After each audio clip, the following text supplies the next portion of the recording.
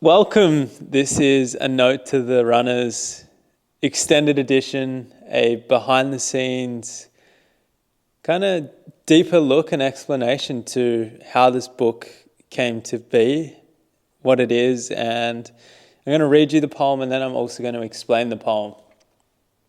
Now, you can find this on Spotify, you can find these snippets on my Instagram channel, or you might be watching this on YouTube. Anyway, I am going to release one poem a day for the next 42 days. 42 poems plays on the marathon distance, and it is also 42 days till A Note to the Runners book launch. So, poem 1 in my book, You Don't Actually Love Running. This was the poem that started it all. This was the one that has given me so much opportunity. It's led to artist residencies, it's led to a book deal, it's led to a run club, and maybe it's why some of you are here today. And for me, my journey on Instagram, I've been on Instagram for nearly 10 years, and for maybe a 4 or 5 year period, I didn't have any real growth. Maybe I refined my audience, but from a follower's perspective, my growth went down. And a lot has changed on Instagram over the time I've been on it. It used to be just, it was all about photos. And when I first joined Instagram, it was just how beautiful of a travel photo could I take. And then my journey across Instagram, and my journey as a human, I got into running, I got into trail running, I got into ultra running, and I started talking and speaking about this more. And I've probably been running for about 12 years now. And it's a massive part of my life. Anyway, in 2023, I was posting consistently on social media, as I've done for a long time. And I was just kind of frustrated with social media in terms of I was creating a reel and it was a montage of videos and things that I'd cut up. And it was great for me. I can go back and I can look at week 28 from 2023 and be like, okay, that week I went running in the Blue Mountains. I caught up with these friends for coffee. I went to the gym, and it will trigger memories from my week. But I thought, what am I putting out to the world that is creating value? These reels aren't doing that. And then I was having a conversation with someone very dear to me, and I was just explaining this frustration and how something that I've done for so long is I've written, I've been a writer, I've published a book. Words mean the world to me. And I had a lot of words to share, and so I started posting poems. And then so I was sharing more poetry again, which felt really good.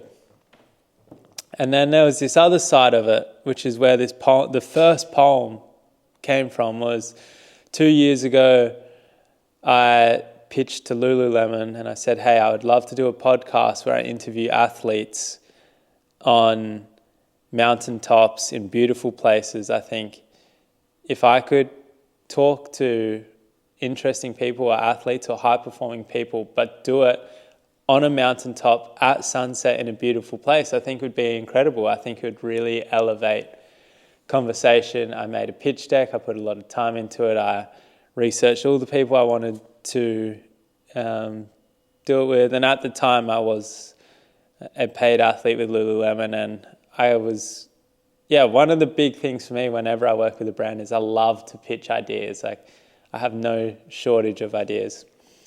And then this year and last year, again, I pitched it to the new brands that I was working with and representing. And I was living in the Blue Mountains. I was racing in Bright, Victoria. I was racing in Madeira, Portugal. And it's one thing to pitch an idea, but when you are living in these places and it's your everyday and it's the accessibility to make an idea come to life is on your doorstep. I was like, this is a no-brainer. But anyway, I just had no gravitation for this idea. And sometimes that was because it was too hard logistically. These brands didn't know where it fit. They didn't know what to do with this style of content. And this idea had just been living too long in my brain. So I thought to myself, and I was living in the Blue Mountains at the time, so I was like, I'm going to go to a mountain at sunset. I'm going to go to one of my favorite places in the Blue Mountains, this lookout, and I'm going to record a poem about running. And it was a pilot project. I wanted to see what this would look like if I recorded a poem in a beautiful place and how it would land.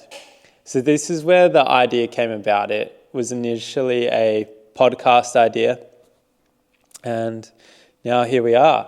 I have a published book on the way, October 4th, and it's crazy how the original idea is so far from where we are now. But I couldn't be more grateful for the direction and journey this has taken me on. So I'll read you the poem, and this is poem 1 of my book, from my book, A Note to the Runners. You don't actually love running. You love feeling fast. You love superiority. You love the material side. You love the adrenaline. You love the escape. You love the pain. You love the breaking. You love the comeback. You love the overcoming. You love the flow state. You love what it gives access to. You love the places it takes you to. You love the people it introduces you to. You started running so long ago, you forgot why you love running. You don't love running anymore.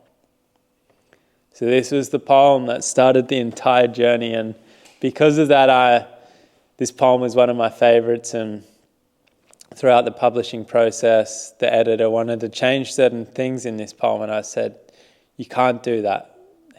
This poem, you can edit some of the others, but this one's untouchable because this one is very important to me.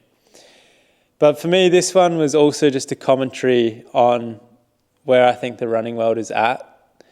I think the running world has become very materialistic.